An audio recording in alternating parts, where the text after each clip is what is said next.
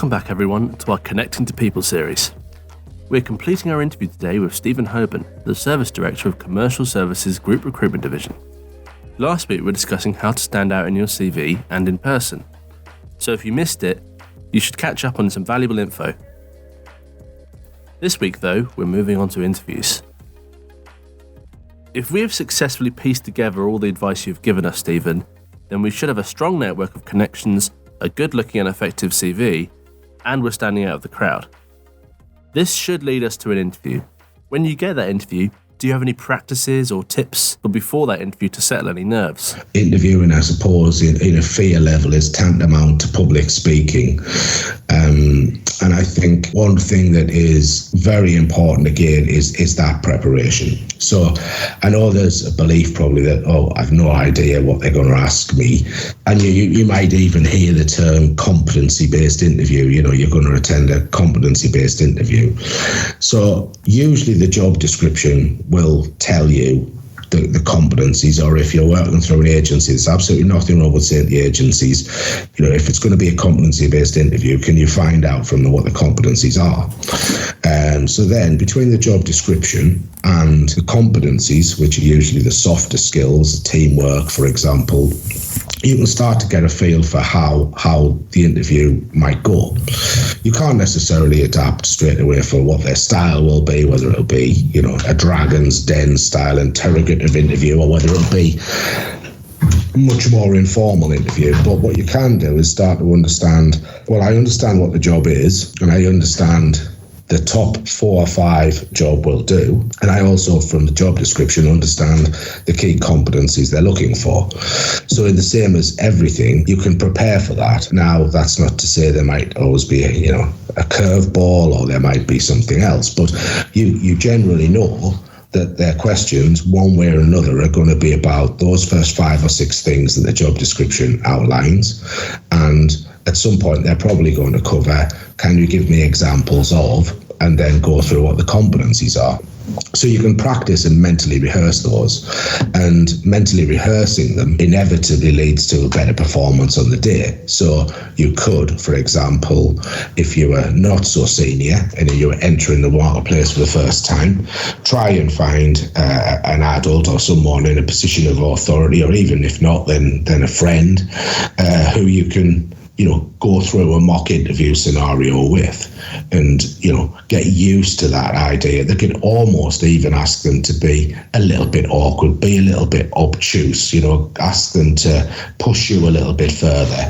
And, going through those things, practicing 1, 2, 3, 4 times, you will inevitably get better at your answers. If for more experienced people, then certainly, even then, you might find someone who's had a really solid career with one employer, for example, and then just finds through redundancy or changing location that this is the first time they've attended an interview in X number of years. It could be equally nerve-wracking for them, regardless of their perceived experience and the amount of times they might have done this. And again, even at that level, rehearse and practice. Understand that what they'll be looking for you to do is answer the question concisely. If you don't understand the question, there's absolutely nothing wrong, and it's not a sign of weakness, and it certainly shouldn't be held against you to turn around to the interviewer and say, sorry, I don't really understand what you're asking me. Is there any chance you can clarify the question, or repeat the question if you didn't quite get it? And they should do that absolutely happily. Likewise, in terms of just trying to keep yourself under control, particularly if you do find this sort of interview, public speaking type thing very nerve-wracking, then answer the question and then close that down by saying, has that answered the question, or would you like me to go into more detail? Because there's nothing worse, and it's very easily done if people are nervous, is that they, will just talk and talk and talk after being asked a question, and they might have answered the question relatively quickly, but you don't need to answer every question with a 20-minute response. So again, just trying to think, can I be concise while still making sure I've answered all the points the individual wants to? And that again, to some extent, comes down to rehearsal. A particular technique I always like to adopt, or have adopted in the past, is I always view the question from a larger environment to specifically what I did. So one of the things people often do is answer with, we have done this or we have done that. And obviously the client wants to know that, but they also particularly want to know what you've done. So you may, for example, if you're talking about a project, so it may be that you turn around and say, as part of the project team, we implemented a new recruitment customer relationship management tool. We had multiple work streams and we delivered it on time within budget. My specific role as part of that project team was to manage the transition of the data from the old system to the new system. And I worked with a small project team that I managed to deliver that on time. So again, you've gone from a kind of, this is what we did in a macro sense down to a micro of what I did. And that holds true really with competency-based questions. So if somebody says, for example, can you give me an example of where you've demonstrated teamwork? And you might turn around and say, within our organisation, we work on multiple projects simultaneously, and we are often members of different teams to deliver that. One of the biggest projects we delivered is, and I would go on to say, it's a customer relationship management tool again. My specific role in that was actually pull together and manage a small team of individuals that are responsible for transferring the work. And this involved managing individuals who were on multiple locations, working different hours across different time zones to make sure the work was delivered. So that's just again an example of how you would adopt an overarching view and then a specific as to what I did. So that kind of speaking in the first person about what you specifically did is something definitely to bear in mind. Fantastic, thank you. Before you've interviewed anyone, are there qualities you are hoping to see? What are the first things that you notice about a candidate? Say if I imagine this scenario in an old school environment where someone's attended the office, if you like, and maybe it'll be the future again, who knows.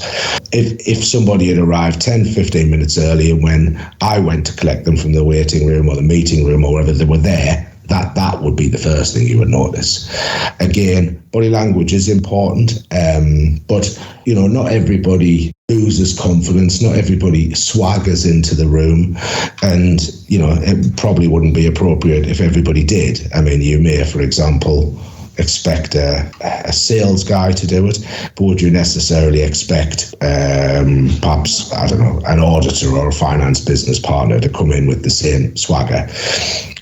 So that confidence certainly needs to be there, but it doesn't need to be over the top. But yes, approaching somebody with a welcoming smile, a nice handshake, not a wrist breaker, but a good firm handshake, a warm greeting, thank you for your time, or hi Jeff, it's really nice to meet you, thanks for taking the time today. Those sort of things do inevitably make people relax more. And oddly enough, the more nervous the candidate looks, then almost in many ways the harder the interview becomes, because you can almost feel like you to some extent want to take it easy on that candidate because they're clearly very, very nervous.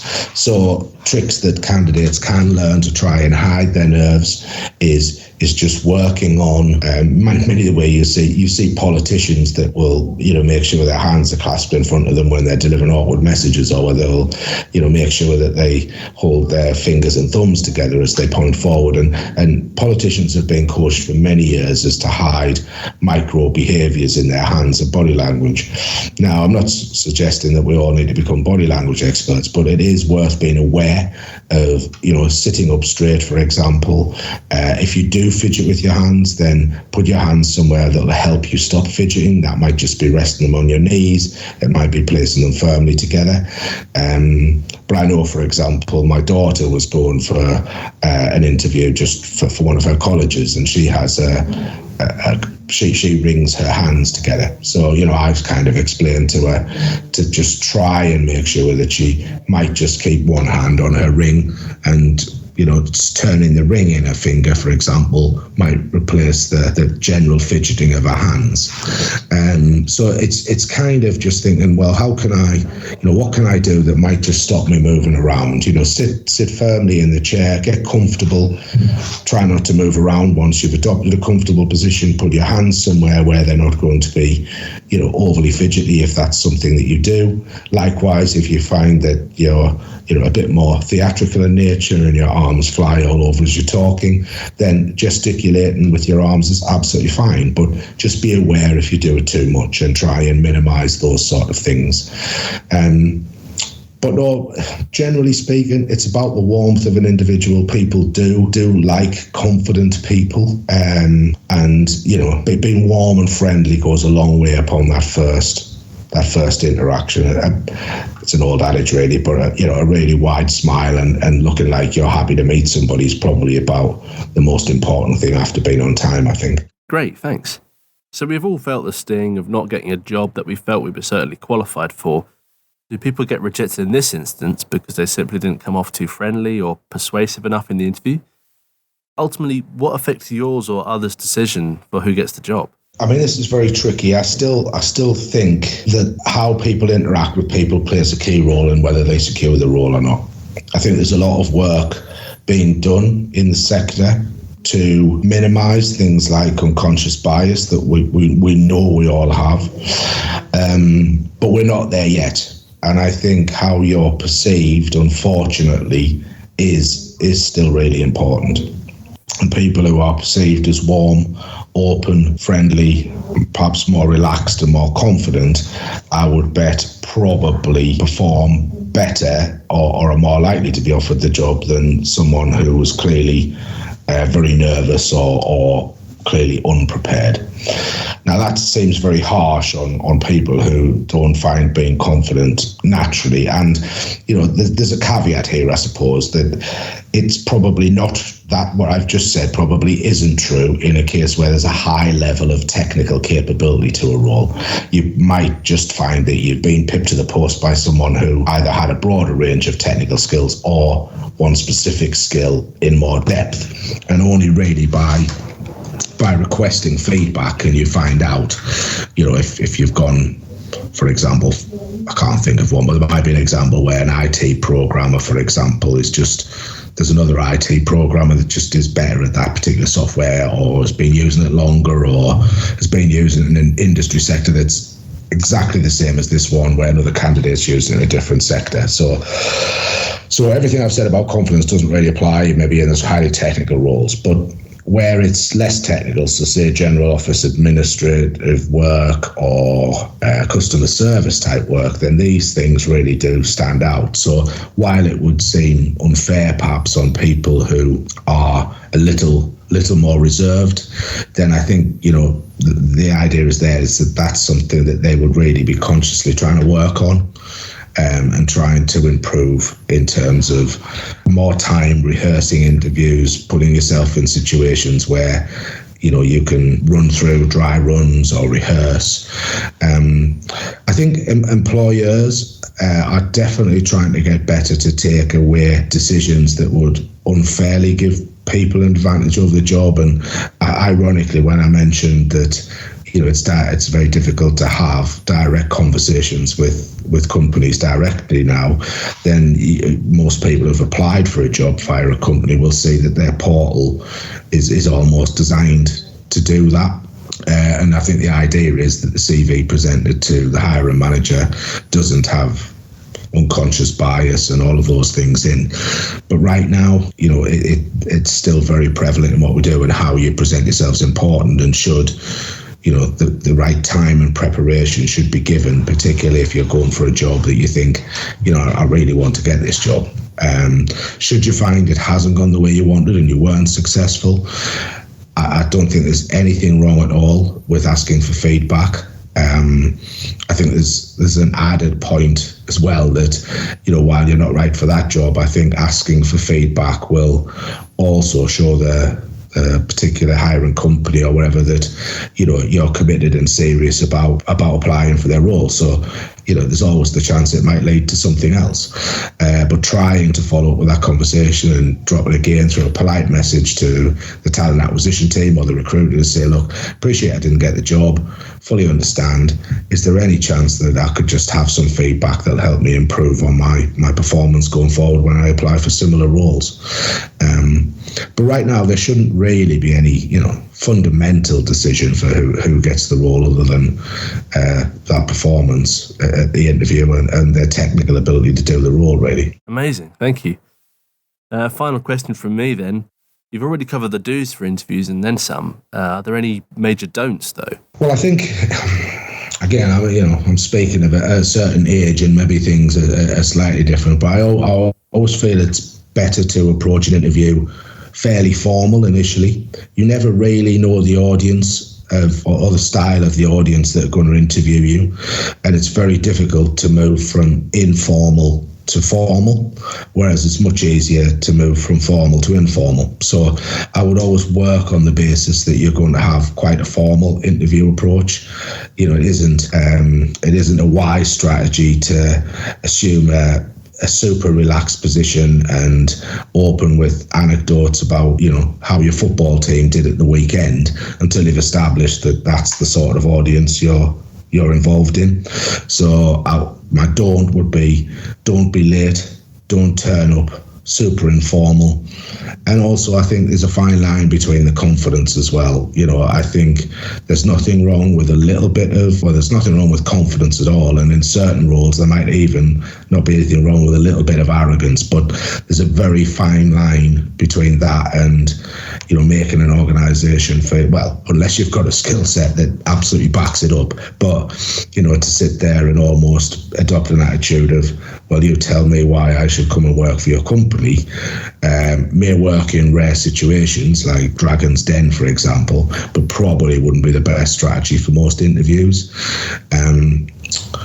In terms of other don'ts, I would say there's nothing wrong at the end of the interview asking when you might hear, but it certainly wouldn't be appropriate probably to chase up directly with the client. It's certainly like in terms of a ridiculous short notice period, as in, email them when you get home.